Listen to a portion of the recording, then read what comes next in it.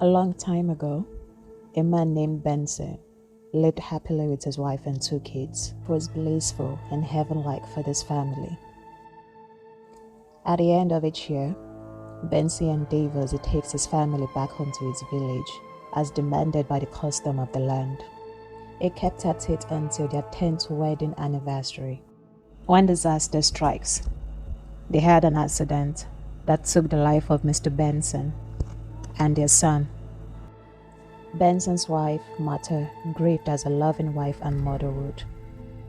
But her husband, Kinsman, is not satisfied. They invited her to the village for a meeting, unaware that she is about to descend into hell. I told you she is a witch, an Ogbanje. She has sacrificed my innocent child and grandchildren to her shrine. I will not accept this. Benson's mother fumed in misery and hate. If she is really innocent as she claims, she has to undergo the ritual for young widows. If she survives, then we can believe her. If she does not, we will know better to banish her into the evil forest. Martha is dumbfounded as the words hit her.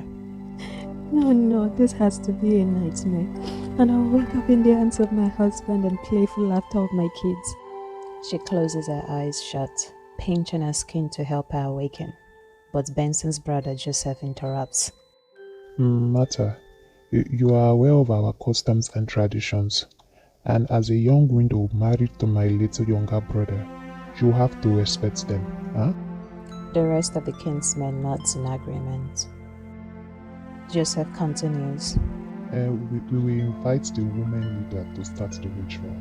It only lasts for 21 days. Martha cries her eyes. I had no hands in his death. You know how much I loved your brother. Do you think I'm happy mourning my husband and kid at the same time? You know how much Benson loved you, but this is customs and tradition here.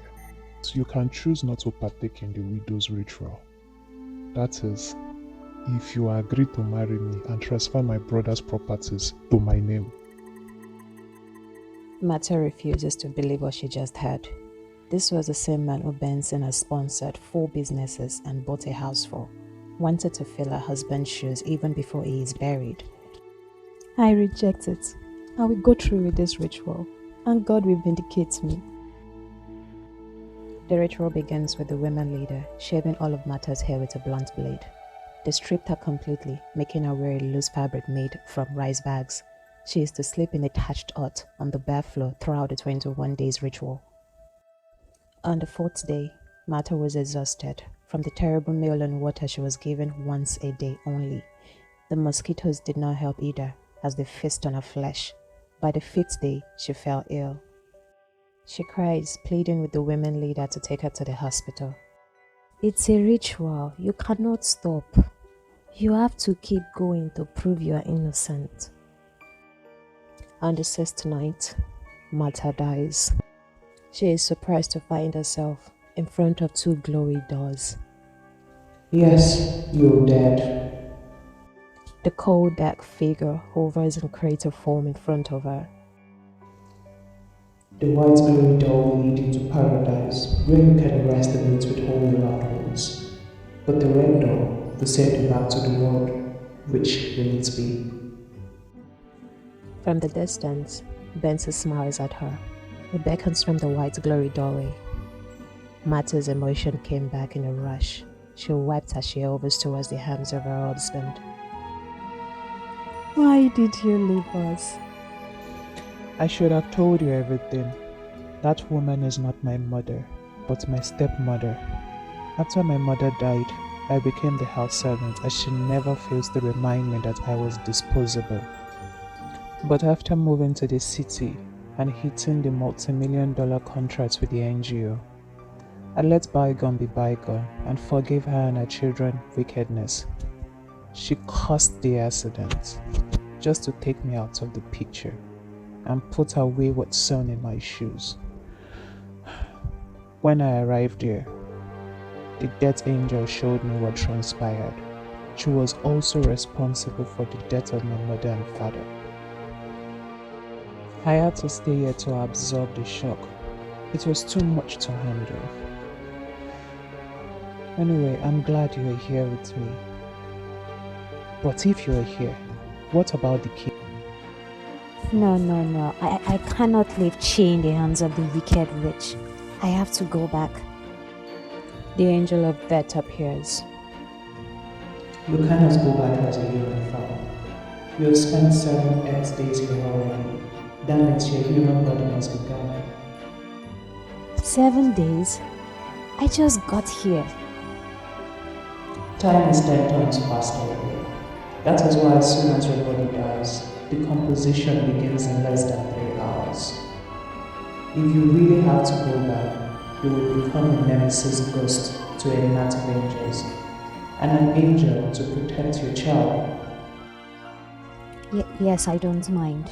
I need to be there to watch my only surviving child. You will arrive where your body lies. Mata Ghost arrives at a creepy forest. Here it dawns on her. She was never buried, but thrown into the evil forest. The spirit of the forest whispers in the air. We know you. Your body was dumped here 8 days ago. Why you back? Mata tells her experience to the forest. If you need any assistance, do not hesitate to ask. This village is more taboos than anyone brought in. Chaos reigned on the village as Mata turned everyone involved with her demons against one another. Children maimed their parents, fathers slept with their daughters, sons raped their mothers. At the end, the young died in accidents, leaving the elderly to survive with no one to bury them. Soon, the village was deserted and called the land of. The evil forest crawled over the land, slowly taking back what once belonged to it.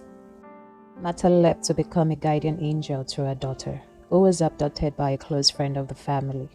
She made sure to visit their dreams, giving hope, courage, and assistance whenever they needed it.